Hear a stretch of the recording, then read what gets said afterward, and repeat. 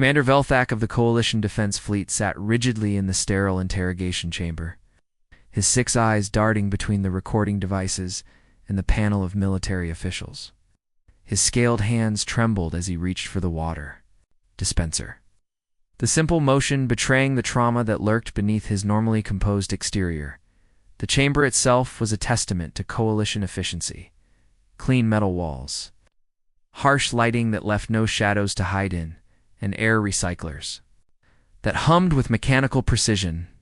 3 high-ranking officers sat across from him at a curved table, their expressions ranging from skeptical to openly hostile.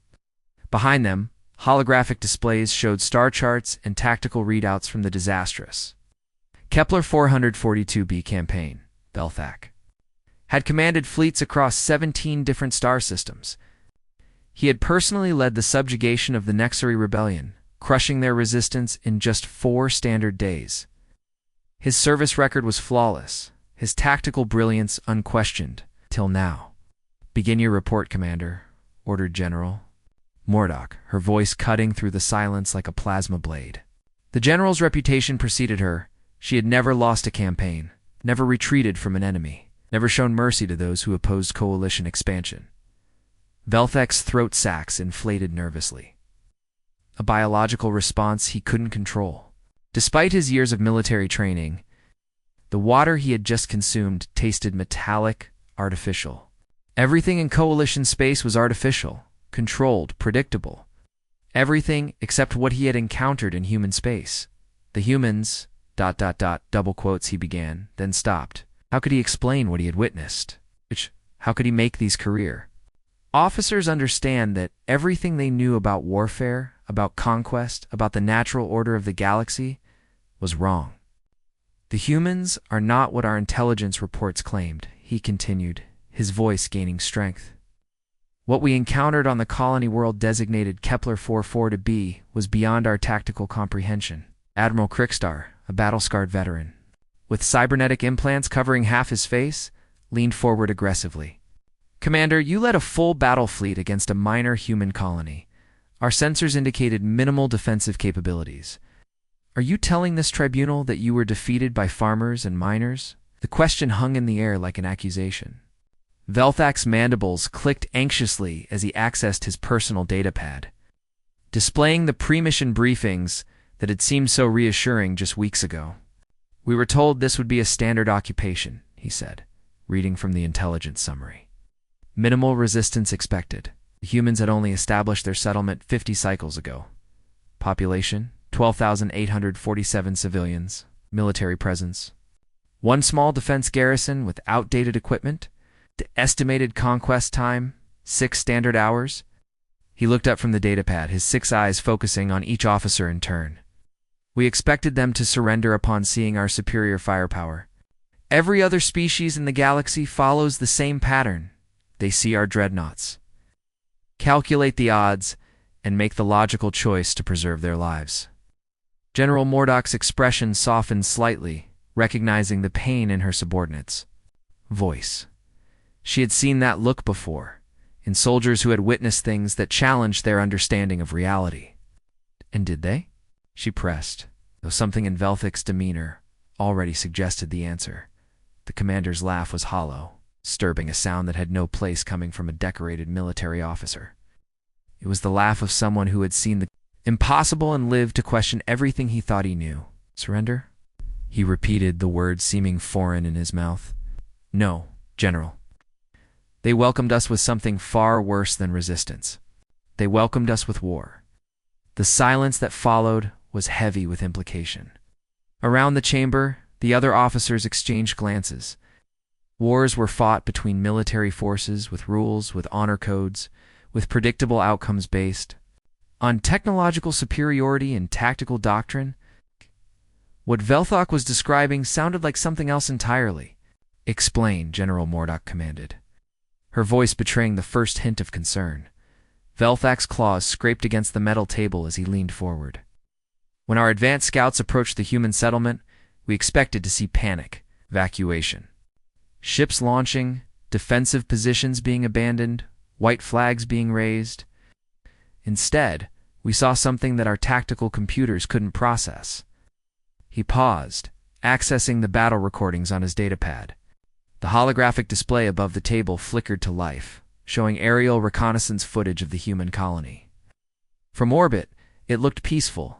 Agricultural zones, residential areas, small industrial complexes, nothing threatening. Humans were moving, he continued, but not in retreat. They were moving with purpose, with coordination. Children were being gathered not for evacuation, but for protection while the adults prepared for battle. Their factories weren't shutting down, they were retooling, converting civilian manufacturing into weapon production. Admiral Krickstar scoffed. Civilian manufacturing cannot produce military-grade equipment. That's what we thought, Velthok replied grimly. We were wrong about many things. The battle recordings continued, showing coalition dropships descending toward the planet's surface.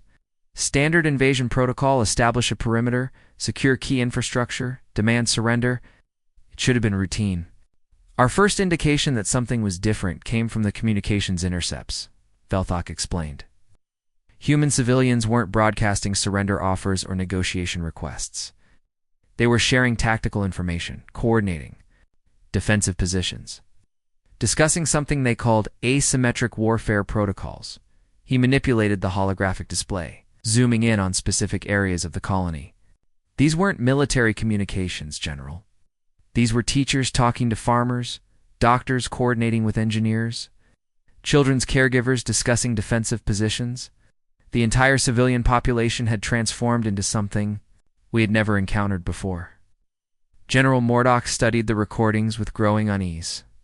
In her experience, civilian populations either fled or surrendered when faced with military occupation. What she was seeing in these recordings looked like organized resistance on a scale that defied military logic. Continue, Commander, she ordered. Velthok's voice dropped to barely above a whisper. We landed expecting to find terrified civilians begging for mercy.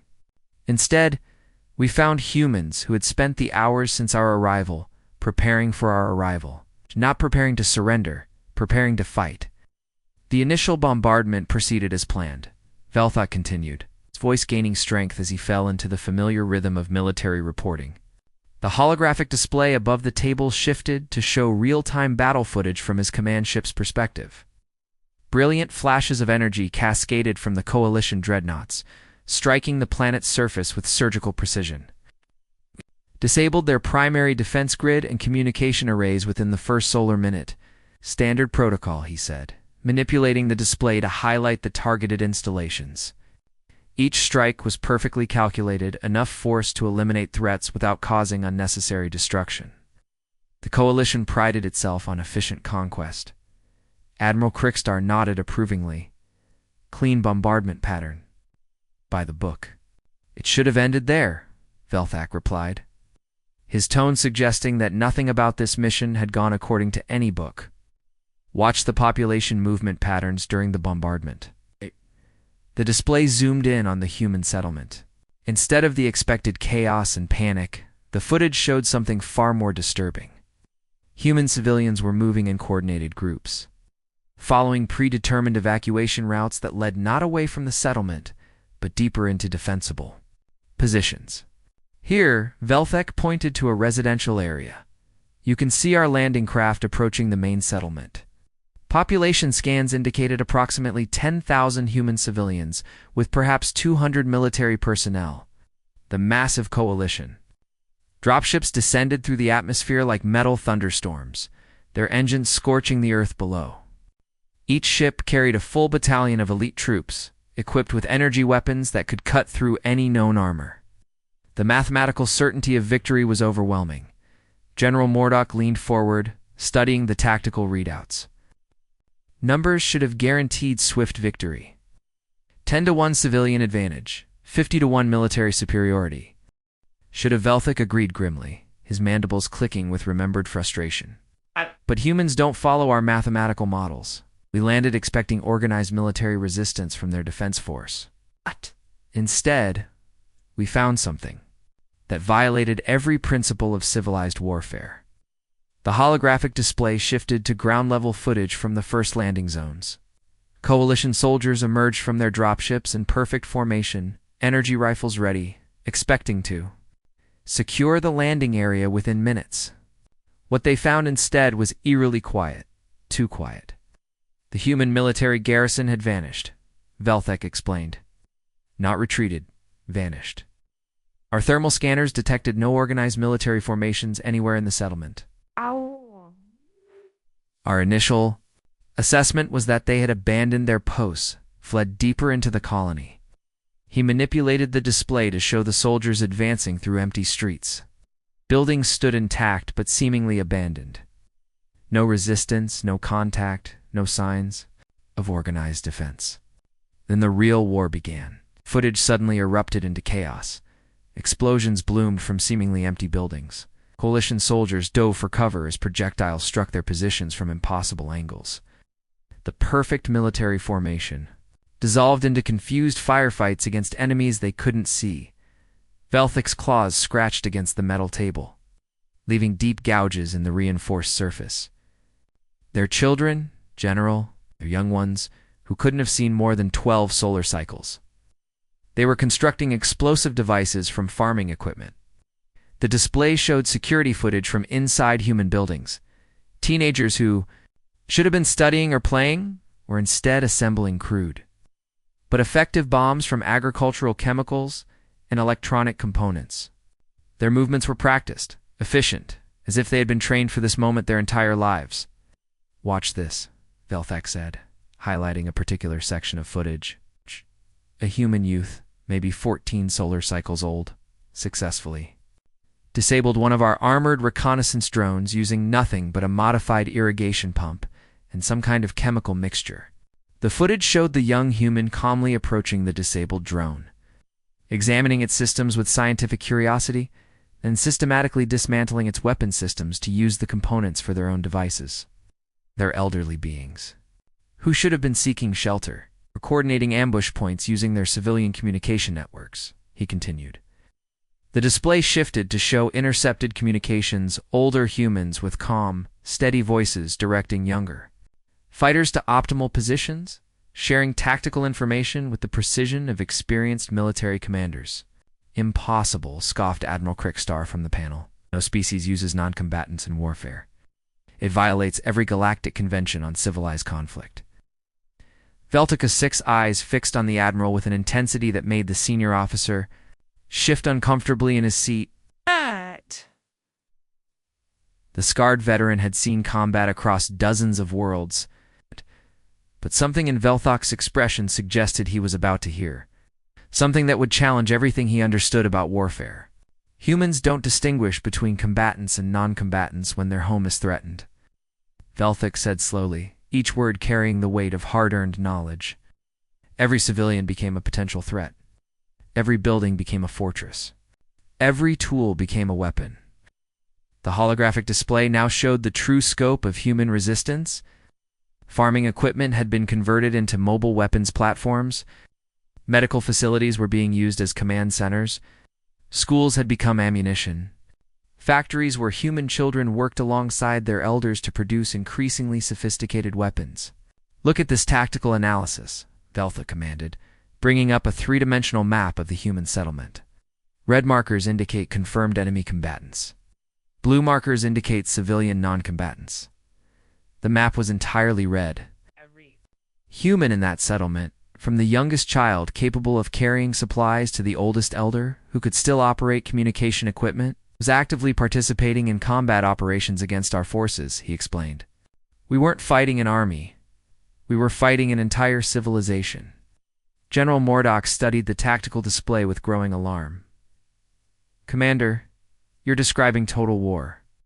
No species in the galaxy practices total war. No species, except humans, Velthek corrected.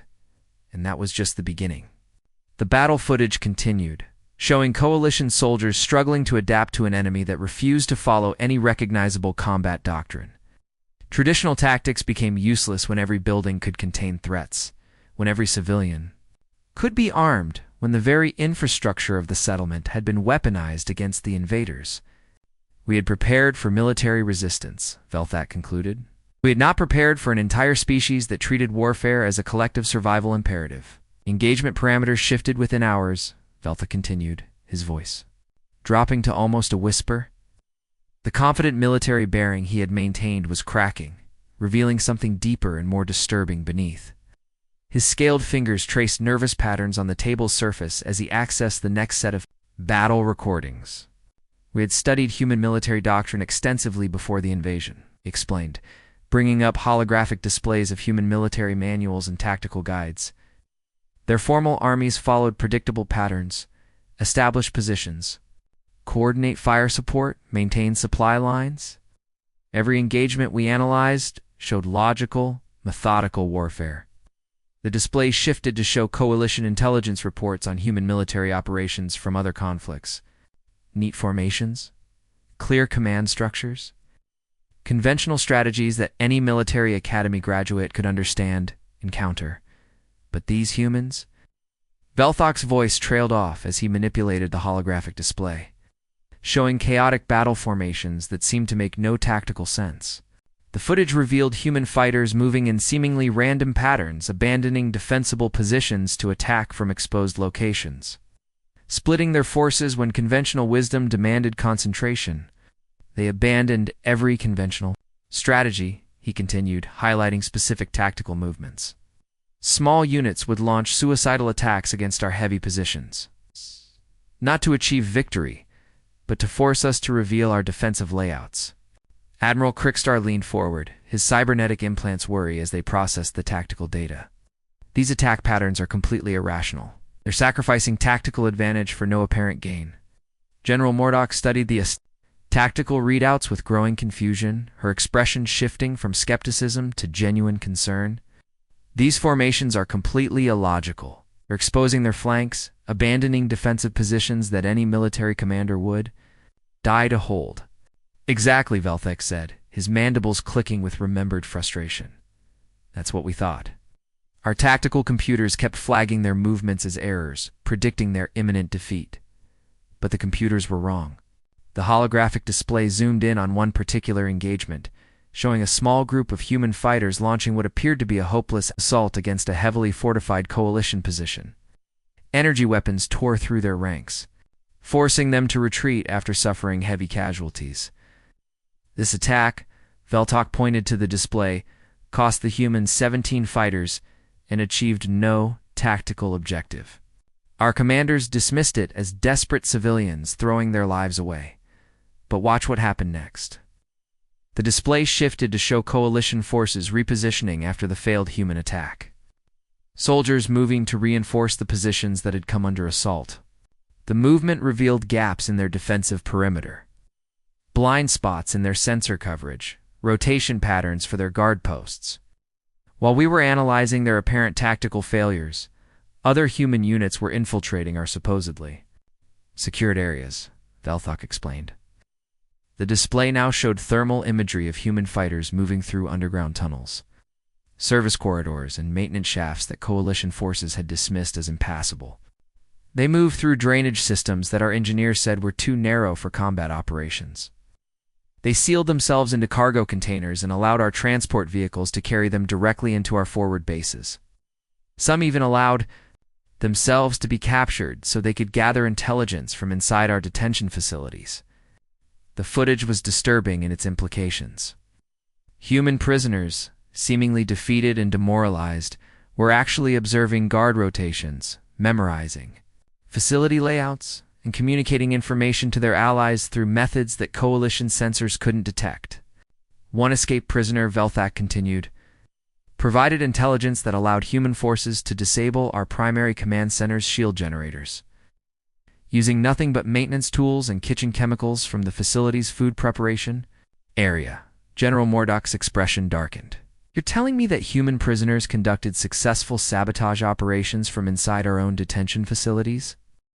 Not just sabotage, Velthok replied grimly. Intelligence gathering, recruitment of sympathetic guards, even psychological warfare against our own troops. The humans had turned captivity into another battlefield. His mandibles clicked rapidly, a sign of extreme agitation in his species. The sound filled the interrogation chamber like an alarm, betraying the depth of his psychological trauma. But the worst part, General, was their adaptation rate. Every tactic we employed, they countered within hours. Every weapon system we deployed, they found countermeasures. It was as if they were learning our entire military doctrine in real time. The holographic display showed a timeline of the conflict, with coalition tactical innovations appearing in blue and human countermeasures appearing in red. The pattern was disturbing. For every blue marker, multiple red markers appeared within hours, sometimes minutes. We introduced new encryption protocols for our communications, Velthak explained. The humans cracked them in 6 hours and began feeding us false intelligence through our own networks. We deployed adaptive camouflage technology that had never been countered by any species. Human forces were targeting our camouflaged positions. Within 2 days? How is that possible? Admiral Krickstar demanded. Our military technology represents centuries of development by the galaxy's most advanced civilizations. Because they weren't just fighting us, Velthak replied. They were. Studying us, every engagement was a learning experience. Every captured piece of equipment was reverse engineered. Every tactic we used was analyzed, improved upon, and turned against us. The display shifted to show intercepted human communications, not military reports, but educational broadcasts. Human teachers were conducting lessons on coalition military doctrine for their children.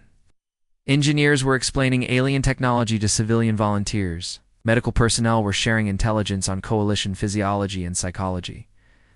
One incident particularly disturbed our forces, Velthak continued, his voice beginning to tremble. A group of human civilians, teachers, engineers, medical personnel had barricaded themselves in an educational facility. Our intelligence indicated no military training among them. Standard protocol called for a simple breach and secure operation.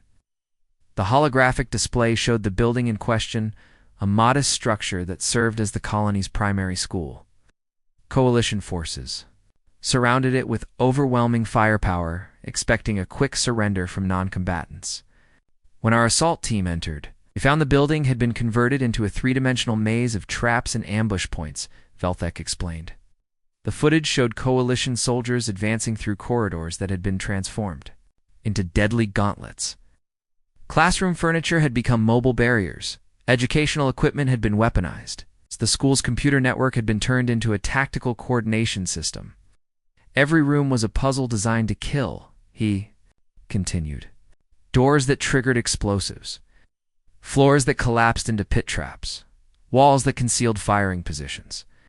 The humans had turned their children's learning environment into the most sophisticated death trap our forces had ever encountered. Velthak's voice trembled with the memory. These weren't soldiers, General. These were beings who taught their young ones mathematics and literature. They conducted art classes and music lessons. But when cornered, they fought with a creativity and viciousness that our veterans found unsettling. The final piece of footage showed the aftermath of the engagement. Coalition forces had eventually secured the building, but at a cost that defied all tactical projections. Veteran soldiers, beings who had conquered worlds, were requesting psychological counseling after facing an enemy that turned education into warfare. That's when we realized, Velthak concluded, that we weren't fighting human military doctrine. We were fighting human imagination. By the third day, my forces were reporting psychological trauma cases. Velthak continued, his scaled skin shifting to darker hues, a physiological response to extreme stress that he couldn't control even. In the sterile safety of the interrogation chamber, the color change was dramatic, his normally silver-green scales now a deep charcoal that reflected his inner turmoil. Veteran soldiers who had served in campaigns across the galaxy were requesting reassignment. He said, accessing medical reports on his datapad. The holographic display showed disturbing statistics. Combat fatigue. Cases had increased by 400% in just 3 days. These were beings who had conquered the crystal worlds of Nexus Prime, who had broken the siege of the iron fortresses of Gamma Station. They couldn't comprehend what they were facing. Admiral Krickstar's cybernetic implants flickered with disbelief. Commander, You're describing combat veterans having psychological breakdowns against civilian resistance fighters? Not resistance fighters, Velthek corrected sharply. Something else entirely. Watch this footage from our field medical stations. The display showed coalition medical tents where alien soldiers sat in stunned silence, their weapons abandoned. Beside them, some were trembling uncontrollably. Others stared at nothing, their minds struggling to process experiences that defied their understanding of warfare. Sergeant Morkel of the 7th Assault Division. Velthek highlighted one particular soldier that personally led the charge that broke the Andromedan defense line. He requested immediate evacuation after encountering a human child who had booby-trapped a playground. The footage shifted to show the sergeant's debriefing recording. The veteran warrior, decorated with honors from a dozen campaigns, could barely speak coherently as he described how human children had turned swings and slides into deadly traps. Using nothing but salvaged electronics and playground equipment, the psychological impact was spreading through our ranks like a virus, Velthek explained. Soldiers began hesitating before entering buildings, afraid that every door might be their last. They stopped trusting their equipment, knowing humans could turn any technology against them. He activated another section of the tactical display, showing communication intercepts that had baffled coalition intelligence officers. The humans had somehow established communication with their orbital facilities. Despite our jamming arrays, despite our control of their communication infrastructure, they were coordinating planetary defense. The display showed the massive coalition, jamming ships in orbit, their energy fields creating an impenetrable barrier that should have cut off all electronic communication to and from the planet's surface. Every known communication technology was blocked, scrambled, or monitored. General Mordok leaned forward, studying the data streams that showed impossible communication patterns flowing through the supposed dead zones. How is that possible? Our jamming technology has never been penetrated. They were using their children's toys, General, Velthek said, his voice carrying a mixture of admiration and horror. Simple radio devices meant for entertainment, modified into a planetary communication network. The displays zoomed in uncaptured. Human equipment, colorful plastic devices that looked like games, toys designed for children's play. But coalition engineers had discovered that each one had been carefully modified with components, salvaged from everything imaginable. This device, Velthek pointed to what appeared to be a child's toy spaceship, contained communication circuits built from musical instrument components, powered by modified solar collectors from garden lights. And using an antenna array constructed from kitchen utensils, their scientists had created quantum entanglement communicators from medical equipment, he continued, showing more captured devices. Heart monitors became encryption systems. Surgical lasers became signal boosters. They turned their entire civilian infrastructure into a military asset.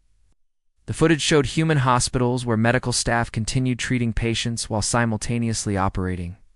Sophisticated communication networks. Schools where teachers conducted lessons while coordinating military intelligence. Even playgrounds where children's games doubled as camouflaged antenna arrays. Every human facility served dual purposes, Velthek explained. A bakery that fed. Civilians also produced chemical compounds for explosives. A library that educated children also served as a data processing center for military intelligence. We weren't fighting an army with support infrastructure, we were fighting infrastructure that had become an army. Velthek's hands clenched into fists, his claws leaving permanent gouges in the metal table. But what broke my forces wasn't their technology. It was their absolute refusal to accept defeat. The holographic display shifted to show one of the most heavily defended coalition positions, a communication relay station that controlled orbital bombardment coordinates. The structure was surrounded by energy barriers, automated defense turrets, and 3 companies of elite troops. We captured one of their communication posts, he continued. A fortified position that had taken us 6 hours and 37 casualties to secure. The humans had converted an old mining facility into a sophisticated command center. The footage showed the brutal assault. Coalition forces advancing under heavy fire, using every tactical advantage they possessed. Energy weapons carved through makeshift barriers. Assault vehicles smashed through improvised fortifications. It should have been over in minutes. The defending humans fought until their ammunition was exhausted, then fought with improvised weapons. Velthak narrated over the battle footage. Mining tools became spears. Industrial chemicals became bombs. When those were depleted, they fought with their bare hands. The display showed the final moments of the battle. Human defenders, outnumbered and outgunned, continued fighting even after their position became hopeless. They used debris as shields, broken equipment as weapons, their own bodies as final barriers against coalition advance. And when we finally breached their position, Velthak's voice broke. The trauma of the memory overwhelming his military composure. The footage showed coalition soldiers entering the captured facility, expecting to find survivors to interrogate and equipment to analyze. Instead, they found something that would haunt their nightmares forever. They had rigged the entire facility to explode, he whispered. Not to deny us the tactical advantage, but to take as many of our soldiers with them as possible. The display showed the moment of realization. Coalition soldiers discovering explosive charges wired throughout the facility, connected to a deadman switch held by the last surviving human defender. The last human defender, Velthak continued, his voice barely audible, a female who appeared to be their communications specialist, looked directly at me through the security footage. She wasn't afraid, she wasn't angry, she was proud. The final piece of footage showed the human woman, injured but defiant, holding the detonation device. Her eyes met the camera with absolute certainty, as if she was looking directly at Velthak himself across time and space. She smiled before triggering the device, he concluded. Not the smile of madness or desperation, it's the smile of someone who knew she was saving her people, even at the cost of her own life. The explosion that followed claimed 37 coalition soldiers and destroyed critical intelligence that might have shortened the war. But more importantly, it sent a message that echoed through every coalition unit on the planet. In that moment, General Velthak said, looking directly at the tribunal, I realized we weren't fighting an army. We were fighting a species that had weaponized the concept of sacrifice itself. Velthak straightened in his chair, his traumatized demeanor suddenly replaced by the crisp bearing of a professional soldier delivering a critical intelligence briefing. The transformation was remarkable, where moments before sat a broken veteran reliving nightmares, now sat a military commander whose duty to his people outweighed his personal trauma. General, I must stress the strategic implications of what I witnessed, began, his voice regaining the authority that had made him one of the coalition's most respected field commanders. The humans we encountered were not their military elite. They were colonists, civilians who had chosen peaceful settlement over martial expansion. The holographic display shifted to show human colony records, immigration documents, and settlement manifests. The data painted a picture of farmers, teachers, engineers, and families seeking new homes among the stars. Nothing in their backgrounds suggested military training or combat experience. These were beings who left their homeworld to grow crops and build schools, Velthak explained, highlighting civilian occupation records. Hydroponic specialists, atmospheric engineers, educators, medical personnel. The closest thing to military experience among them was a handful of former cargo ship security guards. He manipulated the display to show the human colony's construction projects, hospitals, schools, agricultural centers, research facilities. Everything designed for peaceful coexistence with their new environment. If these represent their non-combatant population, Velthak continued, his words carrying implications that made the tribunal members shift uncomfortably, than their actual military capabilities are beyond our current threat assessment models. The silence that followed was heavy with realization. Every species in the galaxy had civilian populations that were helpless without military protection. The idea that civilians could mount effective resistance against professional military forces violated every strategic assumption the coalition had ever made. Admiral Krikstar interrupted, his cybernetic implants processing the tactical data with increasing alarm. Commander, you're suggesting that a species that has achieved interstellar travel through peaceful exploration possesses military potential that exceeds our coalition forces? I'm not suggesting it, Admiral. I'm reporting it as observed fact. Velthak's voice carried the weight of absolute certainty. The data didn't lie. and his personal experience confirmed what the numbers indicated. During the final engagement, human reinforcements arrived. Not from their military command, but from other civilian settlements across the system. The holographic display exploded into activity, showing fleet movement patterns that defied every principle of interstellar logistics. Ships were converging on the battle zone from across the human colony system, but these weren't military vessels responding to distress calls. Cargo vessels retrofitted with improvised weapons systems, Elthak explained, highlighting converted freighters that bristled with jury-rigged energy cannons. Mining ships converted into assault craft, their industrial equipment repurposed for ship-to-ship combat. The footage showed human civilian vessels that had been transformed in a matter of hours. Cargo holds filled with makeshift missile systems, mining lasers repositioned as ship-mounted weapons. Even agricultural vessels carrying improvised projectile launchers built from farm equipment. Even their medical evacuation vessels had been armed and were providing fire support. He continued, showing hospital ships that maintained their humanitarian functions while simultaneously operating combat support systems. They were treating wounded civilians in one section while coordinating orbital bombardment from another. General Mordok studied the fleet compositions with growing disbelief. These vessels have no military specifications. They shouldn't be capable of engaging our warships. They shouldn't have been, Velthok agreed. But human engineering doesn't follow our technical limitations. They had converted their entire civilian space infrastructure into a defensive fleet in less than 8 hours. The tactical display showed the impossible civilian spacecraft, engaging coalition military vessels and achieving tactical parity through sheer ingenuity and determination. Cargo ships using their loading mechanisms as improvised railguns. Passenger vessels coordinating swarm attacks that overwhelmed military targeting systems. But most disturbing of all, Velthok continued, his voice dropping to emphasize the critical intelligence that followed was their learning curve. By the time we retreated, the humans had reverse-engineered several of our weapon systems.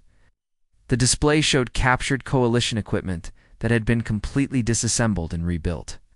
Human engineers had not only figured out how alien technology worked, but had improved upon designs that represented centuries of coalition military development.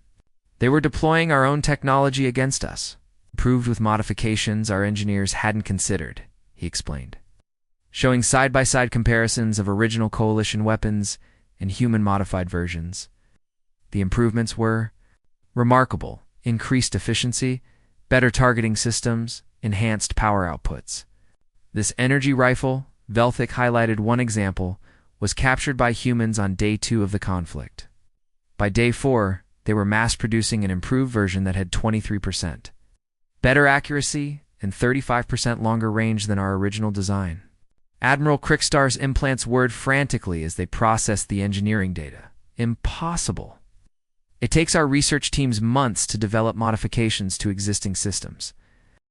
Human development cycles operate on different timescales, Velthak replied grimly. What takes us months, they accomplish in days. What takes us years, they achieve in weeks. The implications were staggering.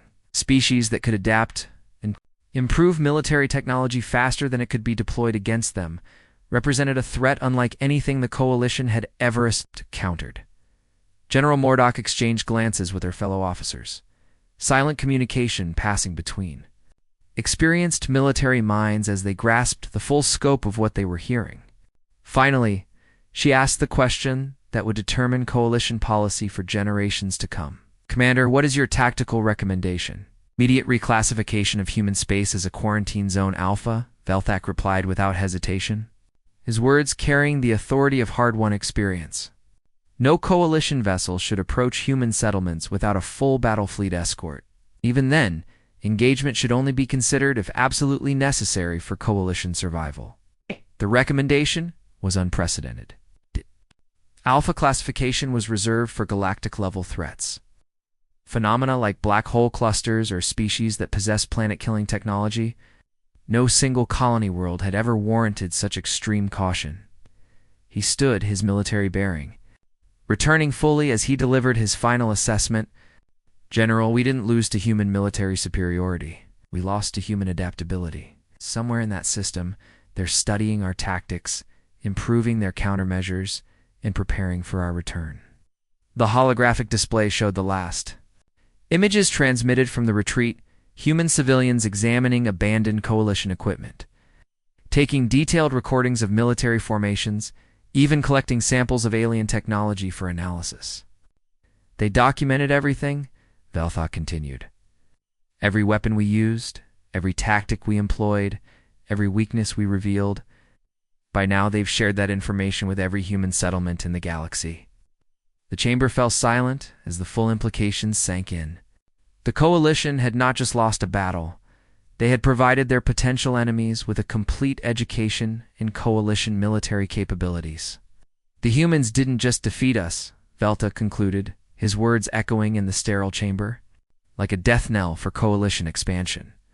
They learned from us, and that makes them the most dangerous species the coalition has ever encountered. The recording devices powered down as Velfek concluded his testimony, their mechanical hum fading to leave the chamber in stunned silence. The tribunal members sat motionless, processing intelligence that would reshape galactic politics for centuries to come. Outside the station's viewports, the stars that had once represented opportunities for conquest and expansion now seemed less friendly, less welcoming than they had before his report. Somewhere among those distant lights, humans were preparing for the next encounter, armed with knowledge that would make them formidable enemies or invaluable allies. The galaxy had just become a more dangerous place. But perhaps, for the first time in coalition history, it had also become a more interesting one. The end.